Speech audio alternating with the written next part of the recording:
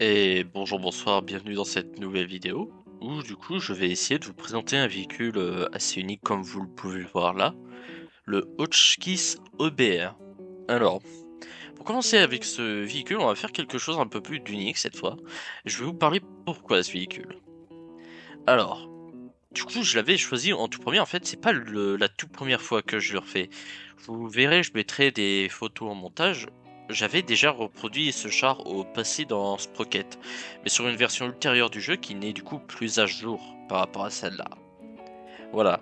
Donc c'est un véhicule que j'ai déjà un peu d'histoire avec, mais que pour être franc j'avais complètement raté à ma première tentative, et que j'ai déjà un peu refait mieux grâce aux photos que j'ai pu trouver, que ce soit grâce à la seule photo historique ou à d'autres sources que je vous expliquerai peu après. Faut savoir que du coup ce véhicule a été un peu plus, je dirais, compliqué que la dernière fois, du fait que, bah, de la nouvelle version, du fait que du coup l'intérieur est fait complètement ici, comme vous pouvez le voir, qui est bien sûr avec sans plus de détails parce que on n'a pas de photos, rien de l'intérieur, donc je n'ai pas trop eu l'idée de comment le plus pouvoir réimaginer l'intérieur. Donc voilà. Alors un peu plus sur l'histoire de Char. En vrai, c'est un véhicule où on n'a pas beaucoup d'informations dessus, vu que la seule vraie information qu'on a dessus vient d'une source dans laquelle je ne fais pas vraiment confiance, et Wargaming, qui ont fait World of Tank, donc j'ai moyennement confiance en ça.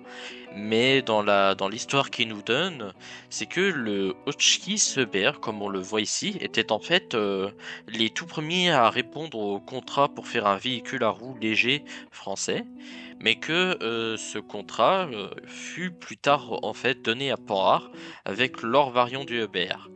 Et donc, il n'existera qu'un seul prototype qui ne sera jamais construit de ce EBR à trois roues fait par Hotchkiss. C'est malheureusement tout ce qu'on a de l'histoire. En fait, l'histoire est vraiment très courte. Du fait que, bah, du coup, après, eux, ils se mettront à travailler bien plus tard sur un autre véhicule, mais qui n'aura que très peu en commun avec lui. Donc l'histoire est assez courte. Il sera quand même équipé du SA-49 de 75 mm, modèle 1951, qui est un canon qui est relativement court, mais qui fait le travail pour ce genre de canon. Avec, du coup, j'ai réussi à le refaire cette fois, la bouche de canon qui va avec, même si elle n'est pas totalement exacte sur certaines choses, c'est du mieux que j'ai pu le refaire.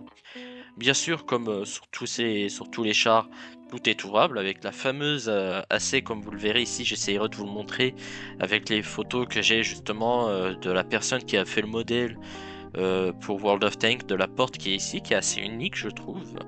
Et donc du coup, bien sûr, une autre chose qui est unique, les trappes de moteur, juste là, sont en fait quatre trappes de moteur qui s'ouvrent toutes seules, qui s'ouvrent d'une autre, vous voyez, qui ne sont pas une grosse trappe, ce qui fait quelque chose d'assez unique, comme vous pouvez le voir. Et alors ici, pareil, c'est une chose dont j'ai fait l'erreur. C'est censé être deux trappes qui s'ouvrent sur la droite et la gauche. Ici, malheureusement, j'ai fait une erreur et ça ne s'ouvre que comme ça. Voilà. La vue du véhicule est quand même pas assez, elle est moyenne. Voilà. C'est tout ce que voit le conducteur à travers un périscope, ce qui est assez moyen. Voilà, après bien sûr il y a toujours la même chose. Alors ici ça devrait être une mitrailleuse française dont j'ai plus le nom. Mais malheureusement Sprocket ne propose pas de d'autres mitrailleuses qu'en fait la fameuse 50 cal, la 50. La 50 quoi. Donc malheureusement nous sommes bloqués avec ça. Voilà. Donc c'est un véhicule en général dans Sprocket en fait il est assez moyen parce que le canon bon 131 mm ça va.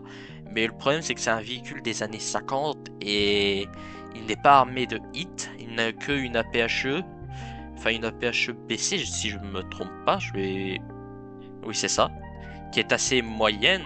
Il a aussi la possibilité d'avoir du coup de la hit, mais c'est assez moyen. Donc, attendez. Ah non, j'ai dit une erreur. Ok, c'est une proposition qui avait été faite pour ce véhicule, mais qui n'a jamais eu lieu. Donc c'est assez un véhicule assez moyen, on va reconnaître. Même la motorisation, bon, qui arrive quand même à lui donner avec ce V10 qui n'est d'ailleurs qu'on ne connaît pas le moteur qu'il avait eu. Ça n'a jamais, en tout cas sur le site où j'ai ma source, ça ne le dit pas.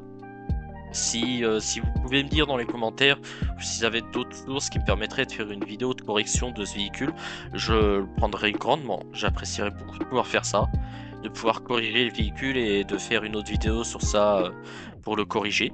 Ça serait franchement cool. C'est quand même un véhicule assez unique pour moi que j'apprécie, qui a une tête assez unique d'ailleurs parce que on peut le voir, c'est pas comme le typique EBR à 4 roues voilà.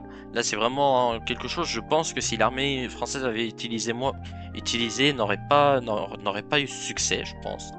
Donc voilà. Ça reste comme ça, voilà, quelque chose. Et du coup, pour partir sur le sujet toujours pour vous prévenir un peu, pour vous parler de ma prochaine vidéo, c'est toujours en cours. Le châssis en est bientôt terminé et la tourelle de même. J'ai quelques encore que détails à faire avec que ça soit les sources du coup à utiliser et le véhicule en lui-même qui n'est pas non plus complètement fini. Mais ça va venir, ça va venir. Voilà. Je vous souhaite une bonne journée. Je vous remercierai de vous abonner et à plus.